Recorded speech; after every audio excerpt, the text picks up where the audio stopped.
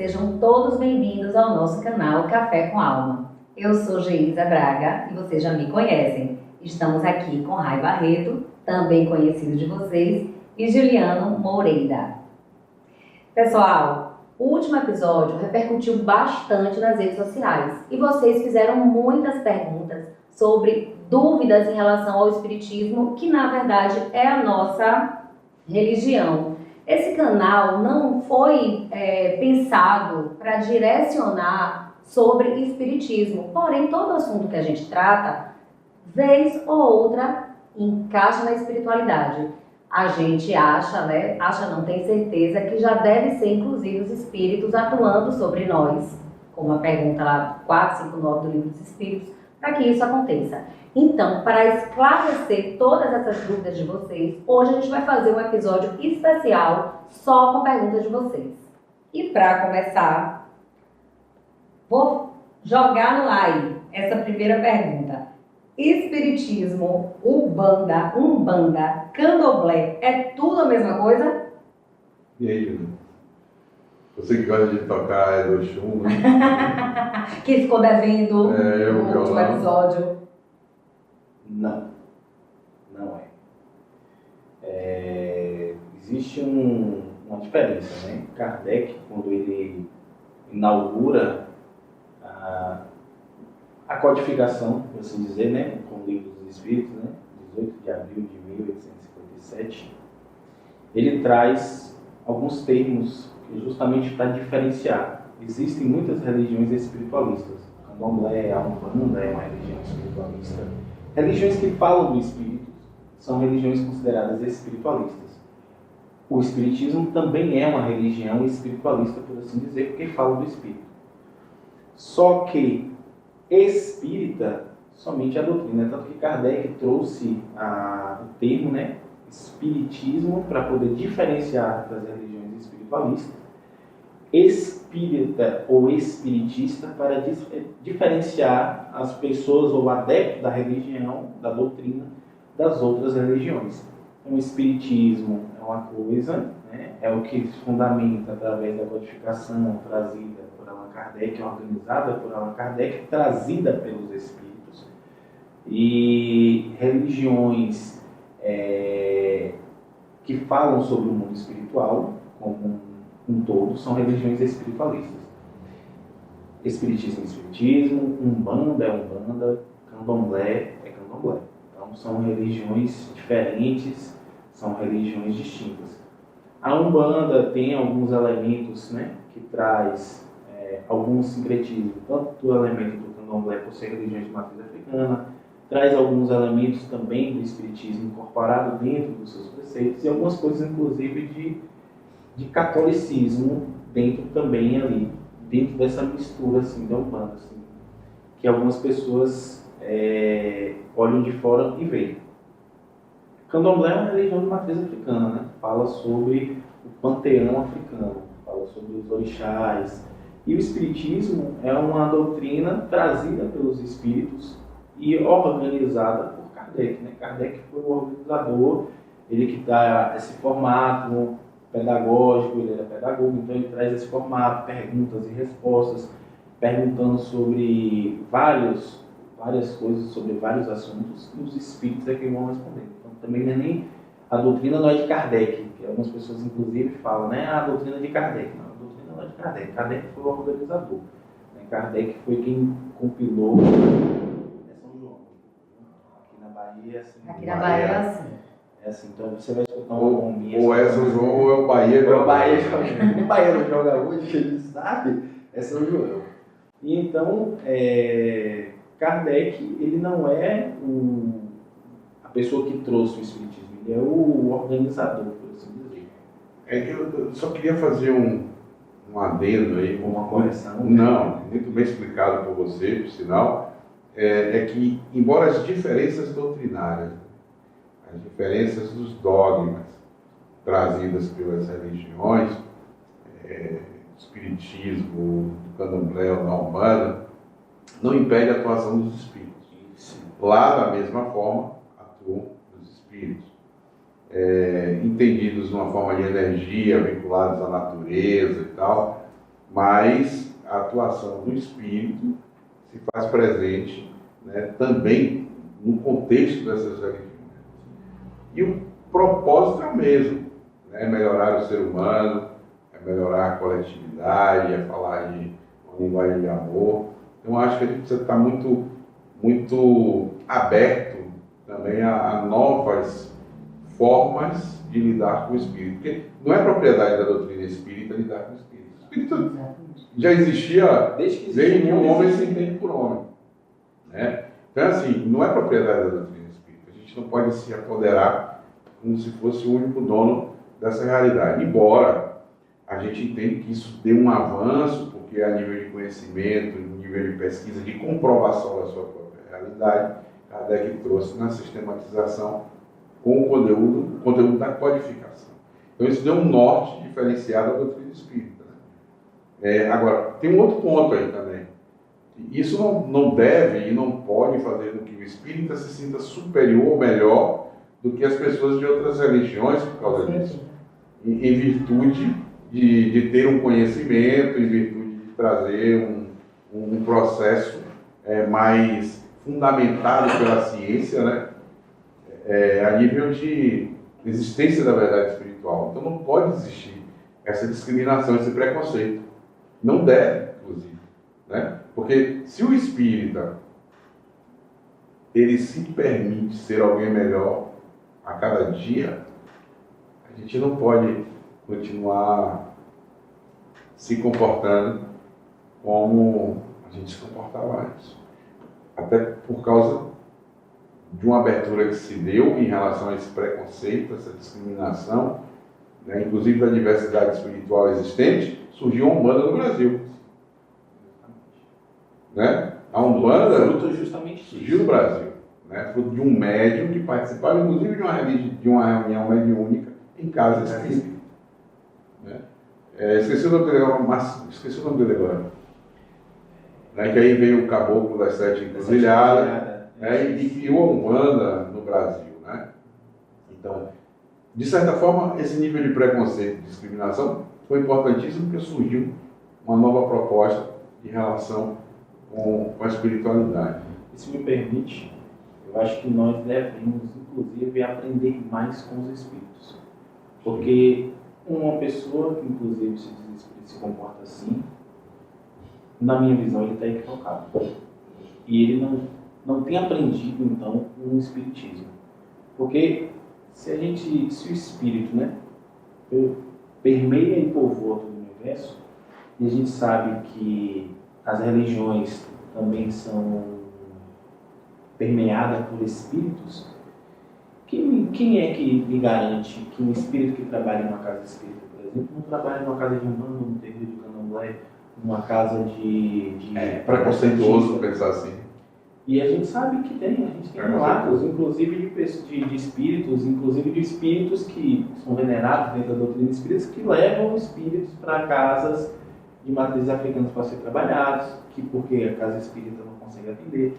Espíritos, a gente sabe que o espírito toma a forma que ele quiser, então eu posso me apresentar aqui, trabalhando aqui hoje, dentro do centro espírita, e quarta-feira eu trabalhar num terreiro de umbanda, fazendo um trabalho espiritual lá, e numa quinta-feira ele pode trabalhar dentro de uma igreja, ajudando pessoas lá, porque o intuito é o auxílio, né? É auxiliar. Os espíritos estão preocupados com a roupagem, com esse termo de que é espírito. Os espíritos estão preocupados com isso. Os espíritos estão preocupados em fazer o bem, em auxiliar. Isso. E o oposto também acontece na casa espírita. Os espíritos que trabalham numa roupagem de religião de matriz africana, dentro de um processo universalista, vamos pensar assim, eles também vêm trabalhar e auxiliar dentro de uma conjuntura de um trabalho espiritual na casa espírita. Inclusive acontece isso na nossa casa, né? Muito. E aí nós se não tivéssemos ele, né? Eles auxiliando, né? Eles auxiliando junto com os outros. O que eu penso é que, sabe, não tem aquilo que é melhor. Ou não tem aquilo que eu não posso aprender com alguém ou com o mundo espiritual. Então, há uma diversidade entre nós seres humanos e há uma diversidade no mundo espiritual. Cada um traz um ensinamento, né? Um jeito de fazer diferente. Sempre, e une forças. E pensamentos e saberes diferentes, né? Lembro que você falou no episódio anterior, falando sobre um relato de você do espírito, né? Do mecânico. Do mecânico. São saberes distintos, né? Os espíritos têm saberes distintos. Então, na casa espírita, você precisa de saberes diversos. Porque não adianta, o seu carro está quebrado, você vai chamar Você chama um dentista. matemático, um dentista para consertar o carro. Vai. Não vai Você quer uma ajuda, né? Um espírito, pô, me ajude aqui a relembrar aquelas fórmulas matemáticas. Você vai chamar um professor de história, né? Essa diversidade. Não que um professor de história não sabe fazer conta, mas a habilidade dele é história. Então, e lembrando que evolução evoluir é adquirir habilidades, né? Quanto mais evoluído é o espírito, mais habilidades ele tem à disposição dele para uso. Então é preciso que a gente tenha em mente e despertar sobre esse olhar, muitas vezes enviesado do preconceito, que é mais daqui, né? Da gente, daqui da casa. Porque os espíritos não estão preocupados com isso. Seria um racismo espiritual, não? Racismo, né? Total. Discriminação, preconceito. É uma forte isso, né? Uma intolerância, né? Religiosa, né? É. Achar que um Que está muito na achar moda. que espíritos possuem uma religião tal é inferior a outro. Agora, eu sei, acho que o chão vai abrir, eu posso ser cancelado aí, mas eu não vou deixar de falar. Né? Eu conheço muito espírita que é assim, ortodoxo, muitas vezes nas suas convicções e tal, mas que vive botando o pé na senzala lá na religião africana, né? Muitas vezes até escondido. Como se fosse uma coisa Proibida, né? Eu esqueci de dizer, mas este ser aqui, Rai Barreto, ele faz parte da Comissão de Intolerância Religiosa da Bahia, tem alguma coisa assim, não é? O Comitê Interreligioso da Bahia. Então, ou seja, nosso centro espírita tem espírito de tudo que é jeito, viu? Aqui a gente traz pai de santo, mãe de santo, Yalorixá, Babalorixá, pastor evangélico, a gente traz Hare Krishna, a gente traz todas essas pessoas que são nossas amigas, né? Que nos ajudam de certa podem forma. Contribuir de alguma forma, né? Inclusive espiritualmente, né? A gente forma uma egrégora, né? Com todo esse psiquismo também espiritual. Tem papel aqui dentro, assim, de contribuição, de ensinamento. A gente coloca isso nas nossas doutrinárias, né? Sempre, quinta-feira que vem agora vai ter a presença do nosso grande amigo, Padre Lázaro. Exatamente. Uma figura belíssima, né? Das mais cativantes que eu já conheci, né? Então, assim, aqui tem essa diversidade e sempre foi assim, naturalmente. Não é propaganda não, mas convido a todos, viu? Depois dá lá uma checada no Instagram, no Centro Espírita Ladângeles, e a gente está aqui para acolher vocês, e se vocês quiserem fazer parte da casa. Então tá, vamos fechar essa primeira pergunta. A gente diz não à intolerância religiosa, tá? A segunda pergunta é assim, os médiuns cobram consulta? Na doutrina espírita, não. Tá? Primeiro a gente falou que existe diferença, não é a mesma coisa dessas três religiões.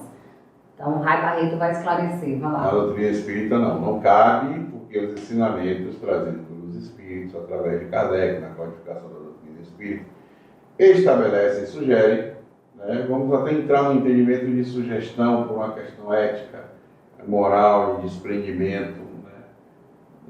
Do processo evolutivo de cada um, no exercício da mediunidade, que o que recebeste de graça deve ser entregue de graça ao outro.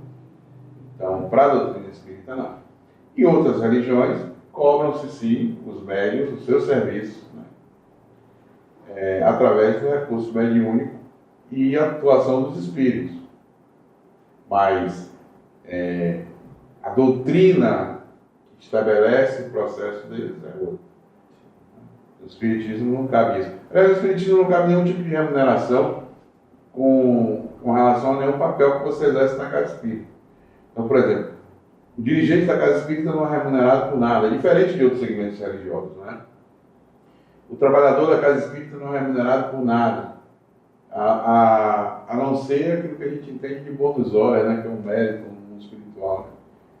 Ninguém quer ganhar porque para receber só depois que desencarnar, né? Ninguém quer. Mas assim, o que é que a gente entende? Há esse propósito da caridade, da prática do bem, né? Sem receber alguma coisa em troca. Ou dar aí com a mão direita e não permita que a mão esquerda possa ser vista, né?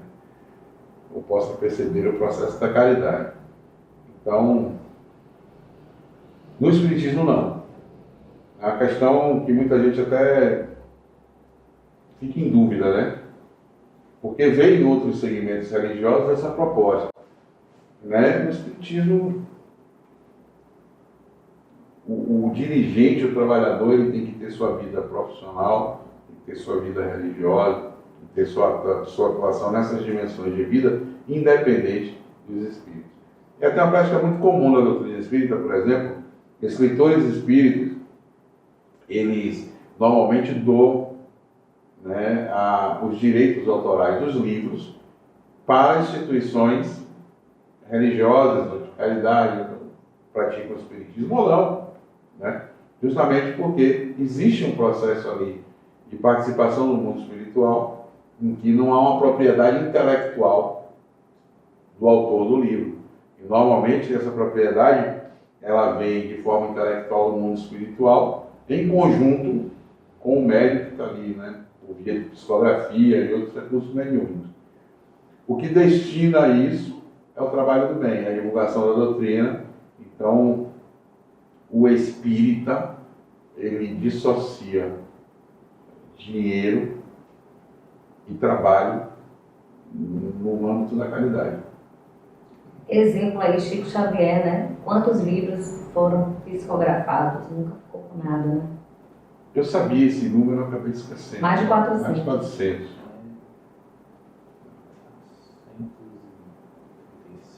Isso de livros publicados, né? Se você falar de mensagens, talvez você tenha um universo de Valdo Pereira Franco, né? Mais de 200. Tantos outros, né? Tantos outros, Bernardo Loureiro, aqui na Bahia. Os outros. E todo esse dinheiro, na verdade, é um dinheiro revertido, convertido para o bem. Nada fica com os meios, né? Nada fica com as pessoas. É isso, né? É uma questão de os espíritos. Não existe mediunidade sem espírito. Isso é um concurso dos espíritos, né? Sim. Então, se os espíritos estão ali atuando dentro da doutrina espírita, não faz sentido você cobrar por isso. Você está atuando com o auxílio dos espíritos. Então, os espíritos estão ali para ajudar essas pessoas. Aquilo ali é para divulgação, para auxílio de outras pessoas, auxílio das obras, auxílio de manter os centros. Então, a gente vive muito assim. O centro é muito, no caso mesmo, a gente vive de ações tanto da colaboração dos trabalhadores, que cada um daqui trabalha, tem seus empregos, seus recursos financeiros, que custeiam aqui a casa, e quando a gente consegue, a gente faz algumas atividades para angariar fundos para a casa. A manutenção da casa, a manutenção dos trabalhos sociais que a gente faz, dos trabalhos que a gente faz aqui para pagar as contas da casa da gente. Assim. Então, não tem sentido a gente cobrar por algo que não é nosso.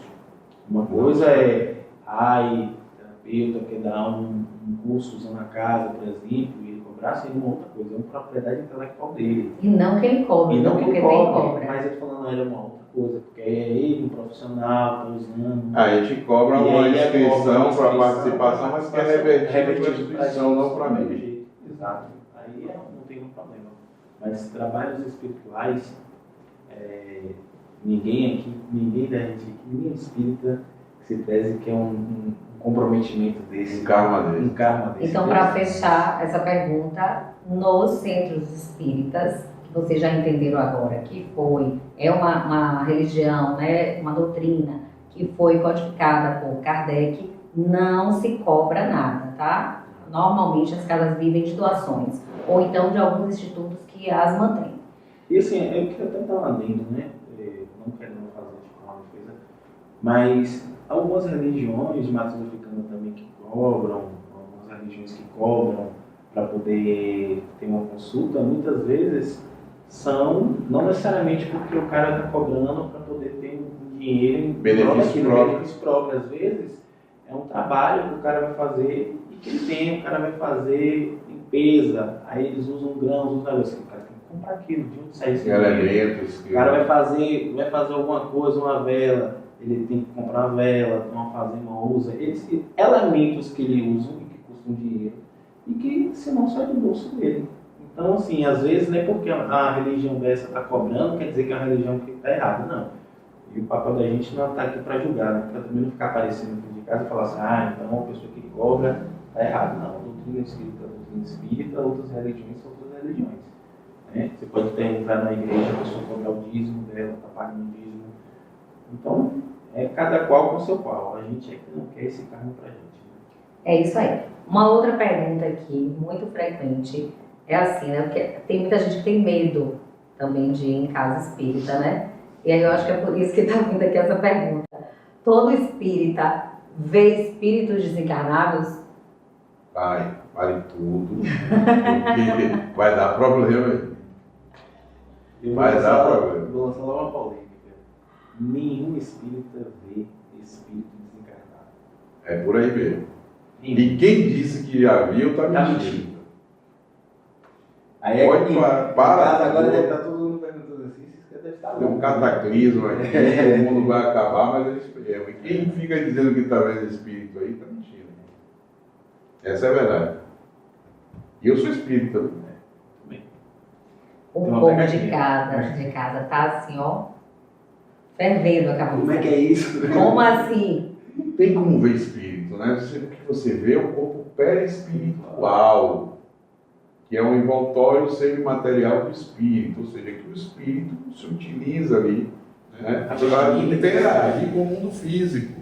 Então, quando você diz assim, eu estou vendo espírito, né, você está vendo pelo espírito. Mas só que comumente, para que seja entendível o processo, você não viu o espírito. Aí seria o espírito. O espírito é a essência. Né? Você não sabe nem o que é o espírito, né? O que é o espírito, né? Então ninguém vê espírito. Vê o perispírito. Que ali já é um pouquinho, né, entrar em muito detalhe para poder explicar. Eu convido vocês a virem fazer o curso básico. Porque nós somos 3 em 1, né? O espiritismo aqui no Nós somos 3 em 1. Né? Corpo, perispírito e espírito. O perispírito é o envoltório semimaterial do espírito. O corpo abriga o perispírito para o perispírito poder interagir, né? Já sendo um envoltório material, para que o perispírito possa interagir junto com o espírito no mundo físico. Que nesse caso aí se resume a nós. Então aquela pessoa que eu estava vendo em casa, então ele não é um espírito. Não, o que você está vendo é o perispírito, né? É um corpo perispiritual, por assim dizer, que é a roupagem do espírito. Você não está vendo o espírito em essência, a essência dele, né? Você vê o perispírito, que é o corpo, né? Como a gente está andando aqui com esse corpo físico aqui. Quando a gente deixa o nosso corpo físico, o que se apresenta, o veículo dele é o perispiritual. Né? Então, o perispírito ainda é semi-material. É semi-material. Ele consegue. Tem uma densidade. Ele pode se apresentar da maneira que queira, né? Porque é uma roupa, então uma roupagem, vamos dizer assim. Ele pode se apresentar como queira. Como queira e como saiba. Como queira, como dependendo do nível evolutivo dele. Se ele souber. Né? Então é preciso essa plasticidade do perispírito. Né? Essa forma dele se apresentar tem muita relação com a necessidade de interação dele com aquele meio ali. Né? Então, por exemplo, uma pessoa que desencarnou e fazia parte de um ambiente familiar, ele vai ter que se apresentar como o ente queria. o ente que conviveu com aquelas pessoas, porque senão ele não vai ser reconhecido. Ele pode ser até sentido, percebido na sua vibração, no afeto que ele traz, mas ele não vai ser identificado, né? Porque ele poderia aparecer ali, se ele souber, se ele tiver a condição, processo evolutivo para tal, numa forma de uma outra encarnação a qual ele esteve, né, vinculado no corpo físico. Então o perispírito ele tem essa condição, mas normalmente vai dentro de uma necessidade de identificação, até para ser identificado. Vamos para a última pergunta desse episódio, tá certo? O espiritismo faz trabalhos comumente chamados de macumba? Rapaz, no sentido exato da questão, não. Macumba não, mas Não. trabalho Mas trabalho faz muito, assim, né? muito. Muito trabalho de descarrego, muito trabalho de desfazer a macumba dos outros. Desfazer os trabalhos feitos Né? em outros lugares. Então é assim, trabalho na casa espírita não falta. O sentido do trabalho aí é que muda, né? Em verdade não, a gente não se utiliza de elemento nenhum que possa expressar, né, uma oferenda, um processo de manipulação energética através de elementos, de outros componentes do processo, né? Porque não se faz necessário na casa espírita. Então, mas a macumba, que inclusive a gente precisa também trazer isso para um conceito de entendimento, né? Ninguém faz macumba. Macumba é um instrumento. A gente popularizou isso, né? Chama de macumba. A gente não, senso comum, né? Se tornou um senso comum. Até meio pejorativo, né? Porque macumba, em realidade, é um instrumento musical. Então, o que é feito? São trabalhos, né? Oferendas, que muitas vezes, precisa ser entendido também, não tem um teor negativo de prejudicar as pessoas, né? De levar num nível de perversidade ou de um processo de interferência espiritual que traga dano ao outro. Muito pelo contrário, né? Às vezes é para ajudar, às vezes é para contribuir com a melhora do outro. Pode fazer Esse olhar de prosperidade. Prosperidade, abertura de caminho, né? Que a gente entende que está dentro do ciclo da prosperidade. Mas assim, às vezes é para trazer benefício para o outro, não é algo dentro de um olhar danoso, né? E a gente interpreta isso muito mal. Então, assim, essas foram as perguntas aqui que a gente escolheu para poder ajudar vocês, né? Desmistificar um pouco, sanar as dúvidas. Mas espero que vocês continuem enviando sugestões de temas, mandando perguntas, para que a gente tenha aí essa proximidade maior, vamos dizer assim, né? Então encerramos por aqui hoje. Convido a todos a curtir, comentar, compartilhar. Essas coisas que todo mundo pede aqui no YouTube, a gente também precisa. E para quem é aqui de Salvador, se quiser visitar nosso centro espírita, vai lá na página do Instagram que o pessoal vai deixar aqui da técnica o link e vocês podem visitar e quem sabe visitar a nossa casa também. Aguardo vocês no próximo episódio.